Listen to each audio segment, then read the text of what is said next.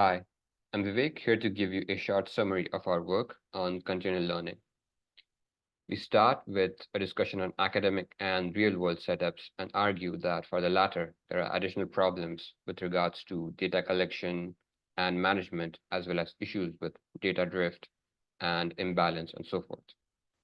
To deal with this, we introduce a second pre-trained model called the Oracle, which is responsible for providing the ground truth distribution of the incoming data, which is then used for exemplar selection, pruning, and other applications.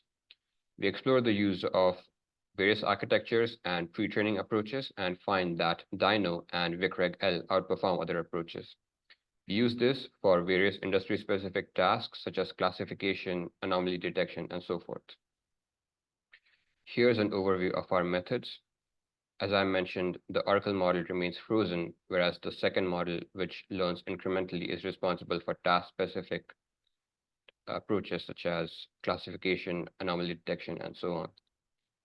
In this method, we not only go forward, but we also go backward and ask the question, given the limited amount of labeled data and ground truth distribution, what would be the optimal digitization setup and data collection approach that would give us the most meaningful information with the data, which can then be used for training the model incrementally. Here's an example of an industrial data set. The frozen representation can be downsampled. In this case, we use k-means clustering for downsampling this data set. In cases where there is an imbalance in terms of the visual quality, we also propose a class-wise weight for assigning different number of exemplars based on the complexity of the task. Experiments. For exemplar selection, we compare our approach against state-of-the-art approaches such as herding and RMM and observe that the approach either is on par or outperforms the state-of-the-art. For data pruning and core set selection, we also employ weak supervision and domain knowledge for understanding how the data can be pruned in the most meaningful manner. Here are some visual examples in terms of removing redundant data and outliers, which are user-defined.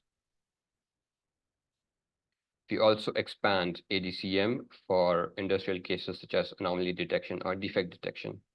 In this case, the question we ask the Oracle is, given the limited amount of labeled data for good examples and defective examples, what would be the ideal setup in terms of the camera positioning, lighting, and so on to get the most useful data for the tasks?